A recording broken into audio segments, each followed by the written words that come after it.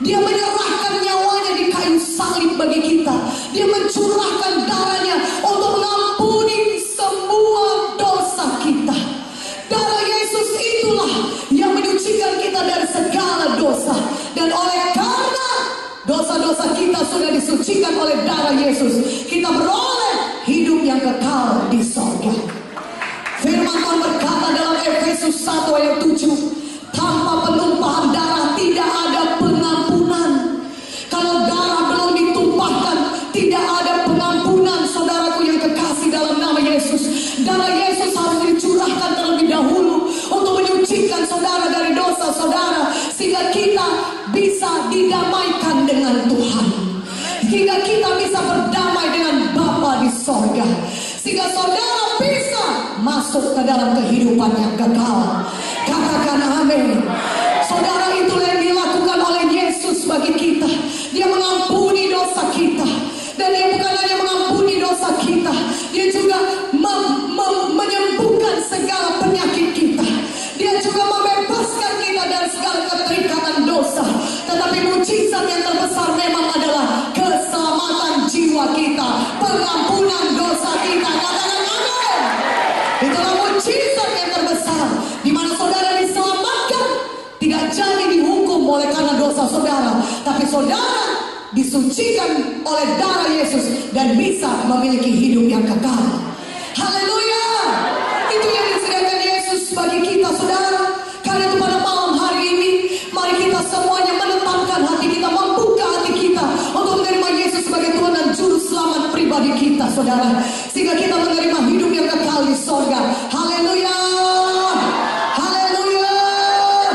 Setan itu jahat. Yohanes 10 ayat 10 berkata, setan itu pencuri, pembunuh, dan pembinasa, saudara. Setan tidak suka manusia bahagia. Itulah sebabnya setan berusaha manusia jatuh ke dalam dosa. Dan akibat dosa, maut. Itulah akibat dosa yang paling parah. Dan sebelum maut itu merenggut nyawa manusia, saudaraku, manusia sudah terlebih dahulu menderita karena akibat dosa, seperti penyakit, seperti kegagalan, kemiskinan, penderitaan, keterikatan dosa, judi, narkoba, minuman keras, pergaulan bebas. Itu merusak hidup manusia. Akibat dosa sangat berat sekali. Itu yang dialami oleh Adam dan Hawa, saudara. Mereka mati rohani ketika mereka berdosa. Walaupun mereka tidak langsung mati badani, saudaraku, tapi mereka masih hidup sekitar 1000 tahun kemudian. Tapi lambat laun mereka makin lama makin dekat kepada kematian badani. Dan akibat dosa yang paling parah adalah maut, hukuman yang kekal di neraka selama-lamanya. Tetapi di dunia pun manusia menderita karena dosa, saudara.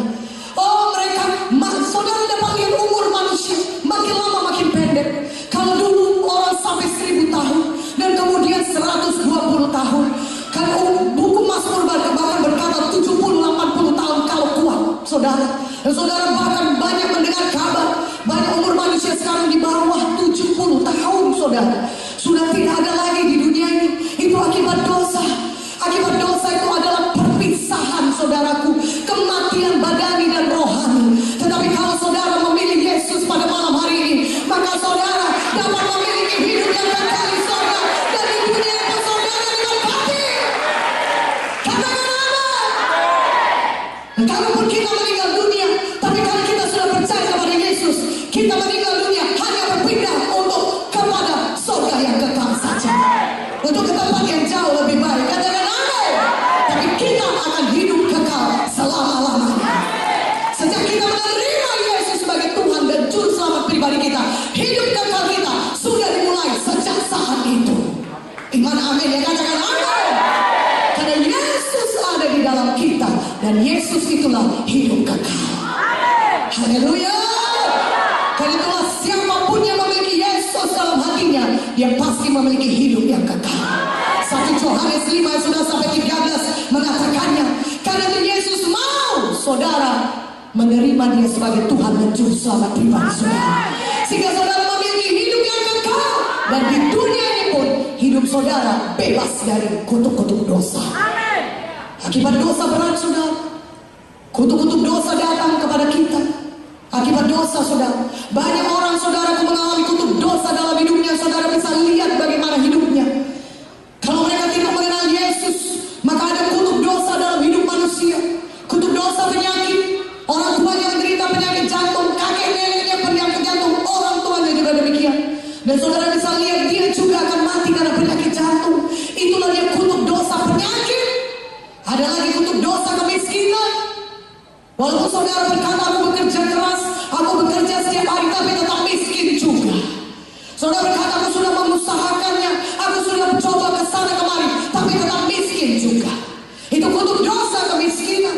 Dari nenek moyang miskin sampai kepada saudara miskin. Itulah dia kutuk dosa kemiskinan. Kutuk dosa kegagalan, saudaraku. Banyak orang berkata aku bekerja, tetapi tetap gagal. Apapun yang diusahakan dia tetap gagal. Dia ambil pekerjaan itu gagal. Coba lagi pekerjaan lain, gagal juga. Melamar lagi di sana, gagal juga, saudara. Itu kutuk dosa kegagalan. Itulah dia manusia, saudaraku. Kalau mereka belum mengenal Yesus, mereka penuh dosa dan kutuk-kutuk dosa. Tapi firman Tuhan berkata dalam Galatia 3 ayat 13 dan 14, Kristus telah menebus kita dari kutuk hukum Taurat. Kristus Yesus telah menebus kita dari kutuk-kutuk dosa. Di dalam Yesus, saudara bebas dari semua kutuk-kutuk dosa. Berikan kemuliaan bagi nama Tuhan. Haleluya. Oleh darah Yesus, saudara dibebaskan dari semua kutuk dosa. Sehingga saudara bisa hidup berhasil di dalam Tuhan Yesus. Katakan amin. Saudara, Yesus sangat mengasihi kita. Yesus sangat mengasihi kita. Itulah sebabnya dia mau mati di kayu salib, saudara.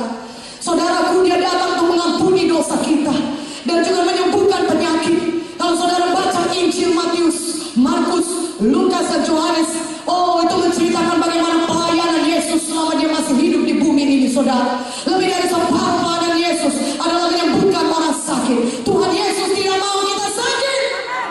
Mana amin yang lebih kuat, amin.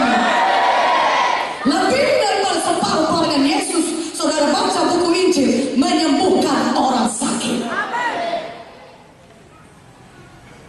Yang mau sembuh katakan amin lebih kuat. Nah, saudaraku yang kekasih dalam nama Yesus, Tuhan Yesus mau saudara bebas dari penyakit. Dan salah satu daripada akibat dosa adalah penyakit. Salah satu daripada kutuk dosa adalah penyakit. Tuhan Yesus mengampuni dosa kita dan menyembuhkan segala penyakit kita. Haleluya. Karena itu saudaraku, kalau saudara kita lihat bagaimana Tuhan Yesus dalam Markus 2:5 tadi sudah diceritakan oleh Ibu Joy, saudaraku. Markus 5 juga, saudaraku, Tuhan Yesus mengampuni dosa. Tuhan Yesus berkata